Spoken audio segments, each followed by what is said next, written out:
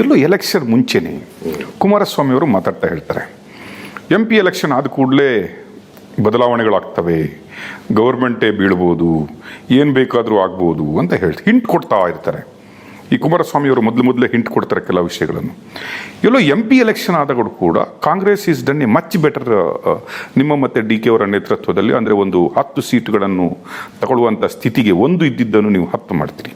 ಈಗ ಕುಮಾರಸ್ವಾಮಿಯವರು, ದೇವೇಗೌಡರು BJPನ ವಾಚಾಮಗೋಚರವಾಗಿ ಬೈತಾ ಇದ್ರು, ಆರೋಪಗಳನ್ನು ಮಾಡ್ತಾ ಇದ್ದಂಥವ್ರು ಈಗ ಒಂದಾಗಿದ್ದಾರೆ. ಯಾಕೆ ಒಂದಾದರು?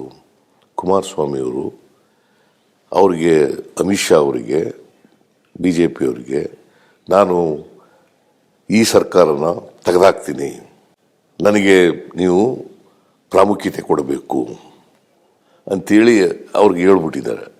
ಅದಕ್ಕೋಸ್ಕರ ಕುಮಾರಸ್ವಾಮಿಯವರು ಈ ಸರ್ಕಾರನ ತೆಗೆದಾಕ್ಬಿಟ್ಟು ಮುಖ್ಯಮಂತ್ರಿ ಆಗಬೇಕು ಅಂತ ಭ್ರಮೆಯಲ್ಲಿದ್ದಾರೆ. ಅದಕ್ಕೋಸ್ಕರ ಈ ಥರದ ಹೇಳಿಕೆಗಳನ್ನೆಲ್ಲ ಕೊಡೋದು. ಸಿದ್ದರಾಮಯ್ಯನವ್ರ ಸರ್ಕಾರ ತೆಗೆದುಬಿಡ್ತೀನಿ, ಪಾರ್ಲಿಮೆಂಟ್ ಆದಮೇಲೆ ನಾನು ಮುಖ್ಯಮಂತ್ರಿ ಆಗ್ತೀನಿ ಅಂತ ಅನೇಕ ಅವ್ರ ಸ್ನೇಹಿತರುಗಳ ಜೊತೆ ಎಲ್ಲ ಹೇಳ್ಕೊಂಡಿದ್ದಾರೆ, ಅವ್ರ ಪಾರ್ಟಿ ಮುಖಂಡರುಗಳ ಜೊತೆ ಹೇಳ್ಕೊಂಡಿದ್ದಾರೆ.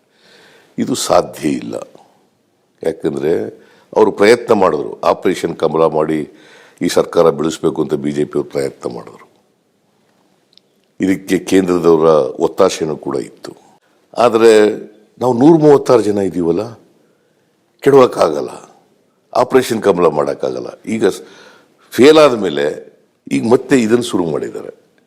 ಈ ಥರದ ಮಹರ್ಷಿ ವಾಲ್ಮೀಕಿ ಹಗರಣ ಅಂತ ಹೇಳ್ಕೊಂಡು, ಮೈಸೂರಿನಲ್ಲಿ ಹಗರಣವೇ ಇಲ್ಲ, ಹಗರಣ ಹಗರಣ ಹಗರಣ ಅಂತ ಹೇಳ್ಕೊಂಡು ಪಾದಯಾತ್ರೆ ಮಾಡೋಕ್ಕೆ ಶುರು ಮಾಡಿದ್ದಾರೆ ಇಬ್ಬರು ಸೇರ್ಕೊಂಡು.